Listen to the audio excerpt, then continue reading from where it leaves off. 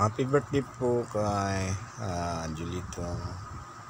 Happy 45 birthday today, Julito Limited. At ito po yung ating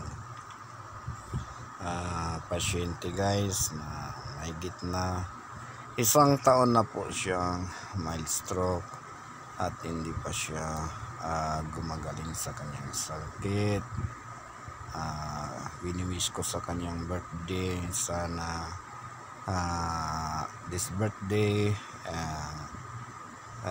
today December 13, Julito Limited, sana gagaling na sa kanyang sakit, kasi ang kanyang sakit ay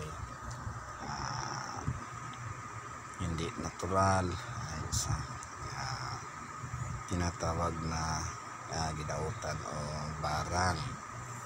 So daghan na ilang giadtuan nga tambalan, wala jud mamaayo si Julito, walay alibyo.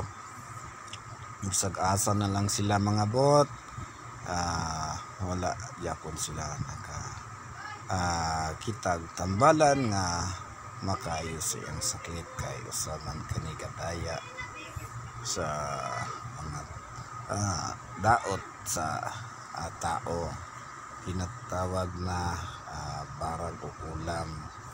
So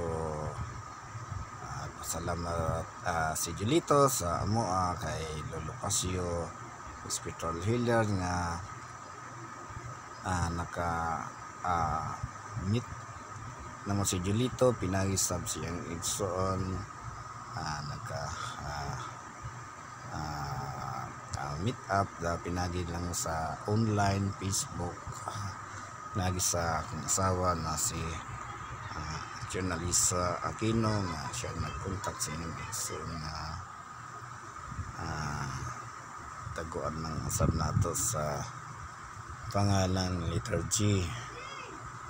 So salamat usab sa iyang pamilya nga wala good sila nagduha-duha nga magpagamot sa mua, bisan pa man dili mi kaila, bago lang kami nagkaila.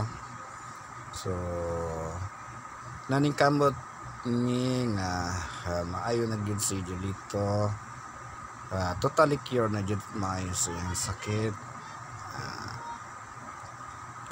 Siya gitambalan sa walay pagduha-duha o gidawat usab sa iyang asawa ang among pagpanggabot usab sa iyang ginikanan nga si Estelita Limited ug sa kanyang asawa nga si Jimlyn Limited nga naot sila nga maayo na unta ang iyang bana sa kanyang naranas na sakit sa iyang lawas nga wala jud niya masabti og unsa kining sakita, kay usaman kani sa sakit nga dili matugkad sa doktor. Kung ipadoktor mo, no findings ang doktor, charge lang kag na complicated or no findings pagdating sa doktor. Kaya ang barang dili makuha sa siyensya kundi sa mga spiritual healer o manggagamot. O nanikamot si Lolo Pasio nga gagamutin si Julito instantly nga nadawat lang siya sa orasyon at sa atong Ginoo ang God the Father, God the Son, God the Holy Spirit. Maraming salamat po. Thank you.